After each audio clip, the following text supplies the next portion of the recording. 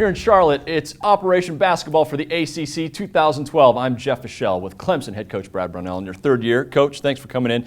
Let's talk about where your team is this year. You lose backcourt experience, but you do have experience up front, right?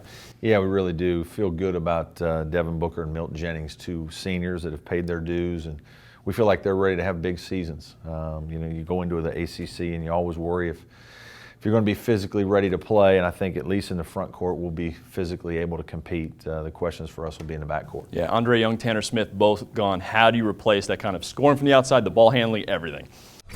Well, by committee, really, to be honest with you, this year at point guard, Rod Hall, I think, is a returning sophomore who probably will get the first opportunity to start. And got a couple of freshmen, Adonis Fowler and Jordan Roper, that we might use all three in games. Try to wear some people down, pick up full court, do some things of that nature to try to make three guys equal to one. And then we've got to use some guys, a couple players that played last year, TJ Sapp, KJ McDaniel, a couple sophomores that got a little bit of experience last year, had a game or two where they played well. We just need them to be more consistent, grow into their roles, and hopefully be comfortable at the positions that we need them to be. It must be tough, though, worrying about who's controlling the ball on the floor, who's managing the court, right, when you lose a backcourt?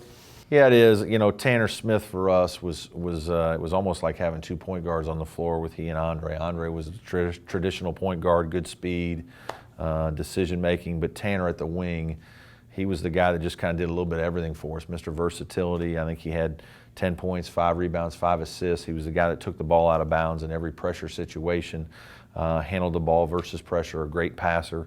So it was almost a security blanket for me, and so now we're going to have to do something different this year. Doing something different, including a lot of young bodies. I don't think everyone realizes how many freshmen and sophomores you have. Yeah, we've got 12 freshmen and sophomores. You know, at times it feels a little bit more like a junior college team than a Division I team. We've only got the 2 seniors, no juniors. But I like the spirit our guys have. We've got good energy so far early on in the year. I think our guys are competitive. There's competition in practice, which I think is essential to the guys getting better.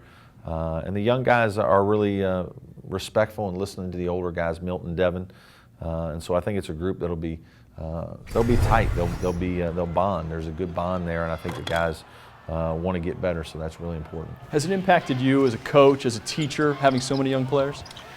You know what? Patience is not one of my greatest strengths, and my wife would tell you that's definitely the case, and that she's talked to me a lot this year about me being patient. I need to do that. I need to really give these guys some time to grow, and they're going to have to play through some mistakes because we're going to have some early on.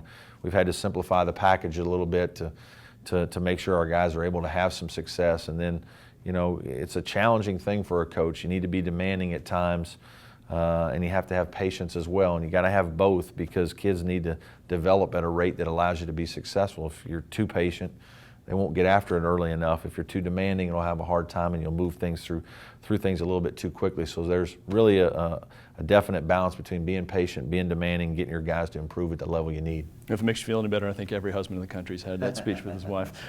With Coach Brad Brownell, I'm Jeff Fischel. You're watching the ACC Digital Network.